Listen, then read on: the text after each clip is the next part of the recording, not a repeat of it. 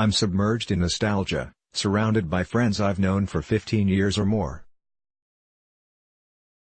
It's a bachelor party weekend for a friend I've known since I was 4 years old. The phone rings.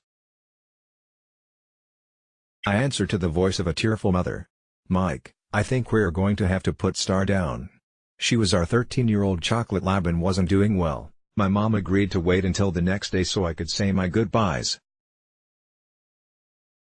Less than 24 hours later I find myself sobbing deeply with my parents as our pup took her last breath. It was a profoundly meaningful moment colored with the sharp sting of a final goodbye, softened only by our shared love for this animal. Before I left my hometown to return to my life in Colorado, I sat down for a good long chat with my 101-year-old grandmother. She is an incredible human being who carries with her a kind-hearted faith in the divine with a remarkably lucid mind for her age. The nostalgia of old friends, the loss of a dog, and the presence of an elder all catalyzed in me a swirl of cherished memories and deep ruminations about the passage of time, the nature of loss, and what it means to age with grace. This is what I've discovered in my exploration. Young in spirit, we've all met people, well into the later years of their life, whose eyes still shine as they gaze upon the world. Their body might not be as spry as it once was, but they exude a sort of buoyancy of soul that is immediately noticeable. As we age, it's easy to settle into grooves and become rigid in thought and expression. Born as children with clay-like malleability, the crucible of life throws us into the fire and we harden into the capacities that will help us survive. We become a sculpture rather than that which can be sculpted. "He's set in his ways" is a common phrase that refers to this process, but not everyone gets stuck like this. Why? You could suggest it's luck of the draw. Some people just have the appropriate brain chemistry or their formative childhood experiences lend to a sunny disposition, but that frames things as completely outside of our control. It's not. We can learn to age with grace. A tree that cannot bend in strong winds will break. It lacks ease and suppleness of movement needed to sway in response to the harsh winds of life. Allergic reactions to uncertainty make us fragile and resentful. Embracing the inevitable transformations of life make us robust. We have to build the expectation of change into our experience, not as a bug, but as a feature, in order to cultivate youthfulness of spirit. This transforms novelty from an inconvenience into a precious gift. Youthful expression, spontaneity plus playfulness. If you ever feel yourself settling into rigid grooves, you can shake things up by embracing spontaneity and playfulness. It's easy to shy away from the spontaneous as it can feel closely related to chaos or the lack of control. In some ways, spontaneity is the absence of obstruction or blocking. It lets things flow. It allows. From this place, emergent order can arise from what seems to be chaos. The capability to be spontaneous makes us more adaptive to the sudden gusts of harshness. Alan Watts does a great job describing the notion of spontaneity in this short video. Playfulness is a sibling to spontaneity, perhaps a breed of the spontaneous that erupts into joy. This notion of playfulness isn't about simply playing a game or sport with predetermined rules. You can play a game very seriously and exude very little playfulness in the process. It does not need to be confined to a specific activity. What play requires is a lack of attachment to an outcome. The expression in the moment is self-satisfying. It has no agenda or destination. A clear practice you can use to develop playfulness and spontaneity is to attend an improv class. In these classes, you get to step outside of your normal context and plug into new modes of expression's character. You can begin to feel out the edge of your comfort, noticing how you're blocking your spontaneity and playfulness in order to protect the idea of who you think you are. As you lean into these edges and erase previously held restrictions, you may yourself automatically expressing with more spontaneity and playfulness in your normal waking life. Youthful perception, wonder plus awe. It's no surprise that a child's gaze is often described as filled with awe and wonder. The world is still made up of magic for them because everything is so new. They haven't built the sense-making architecture that leads to a been there done that disposition. The living reality jumps out at them in every passing moment. As we grow, We build up a labyrinth of ideas about the world. This can very quickly lead to feeling jaded. We become blind to the ever-blossoming novelty that life has to offer.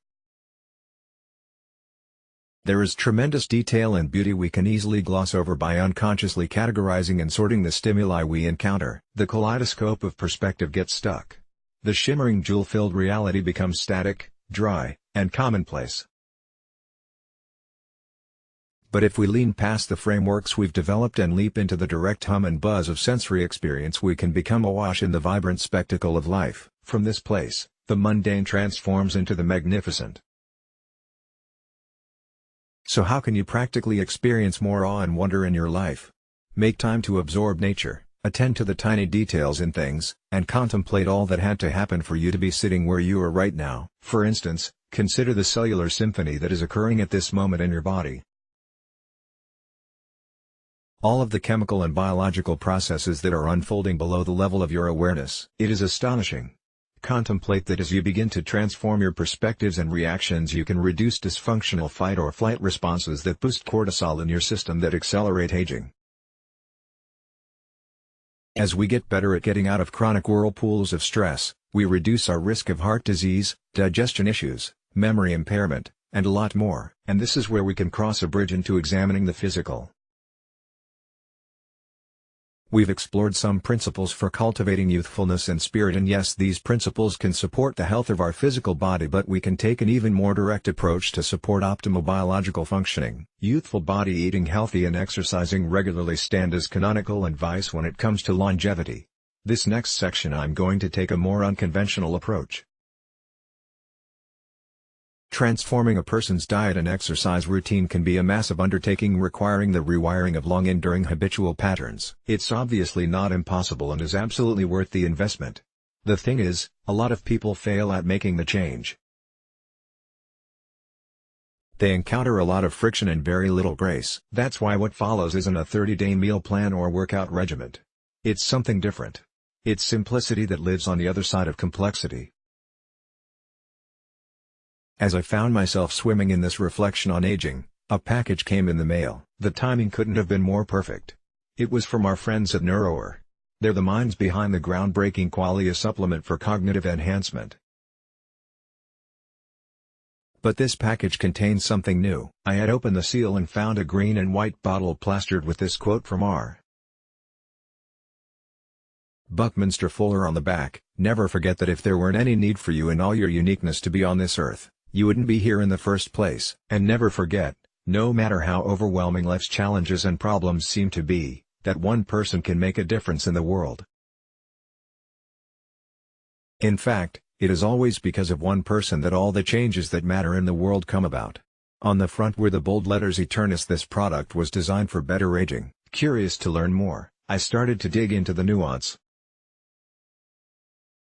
I already knew that NeuroWare's team of doctors and researchers take a complex systems science approach, focusing on the interactions and synergistic effects, not just on boosting a single pathway or increasing the production of a specific molecule. In their words, aging isn't caused by just one type of cellular damage or too little/too much of one molecule, and, as such, it can't be impacted by only focusing on one thing.